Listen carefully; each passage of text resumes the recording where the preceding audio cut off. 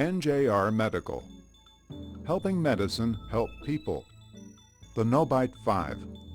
A faster and safer way to use oral hygiene and tracheal suctioning devices that are clinically proven to decrease HAP and VAP. Nasotracheal suctioning.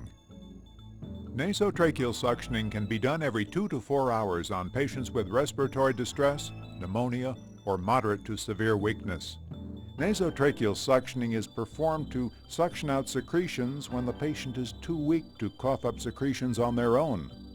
The suction catheter is inserted into the nares and continues down the trachea to suction out unwanted secretions. During insertion, the suction catheter has a tendency to coil at the back of the throat, usually leading to multiple unsuccessful attempts and nasal bleeding. With the use of the No-Bite 5, tracheal suctioning becomes quick and easy.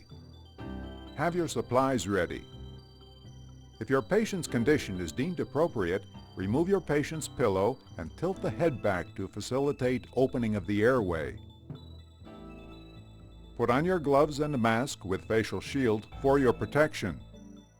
Depending on your preference, you can either face the patient or stand at the head of the bed.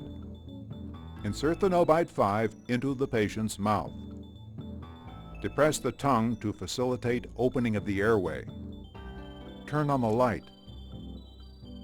Insert the tracheal suction catheter into the guide until the desired depth of the trachea is reached, and then suction out secretions. This method allows you to successfully tracheal suction your patient on the first attempt by preventing coiling of the suction catheter. It also prevents the patient from biting down directly onto and damaging the suction catheter.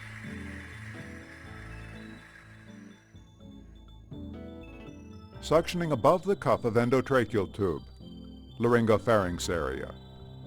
Suctioning above the cuff of the ET tube is known to decrease VAP and should be done every 4 hours, before alternating ET tube position, or before checking ET tube cuff pressures.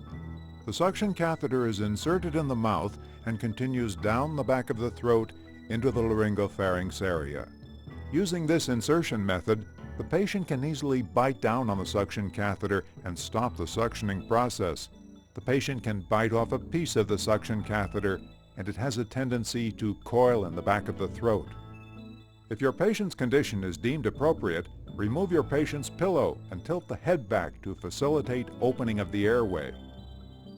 Put on your gloves and a mask with facial shield for your protection. Insert the No-Bite 5 into the patient's mouth. Depress the tongue to facilitate opening of the airway. Turn on the light.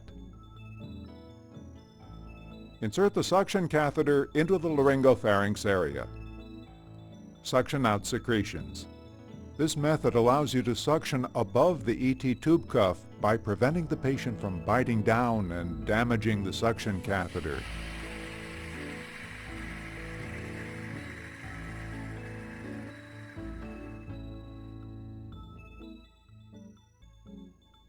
The No-Bite 5.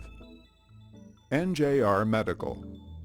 Helping medicine help people.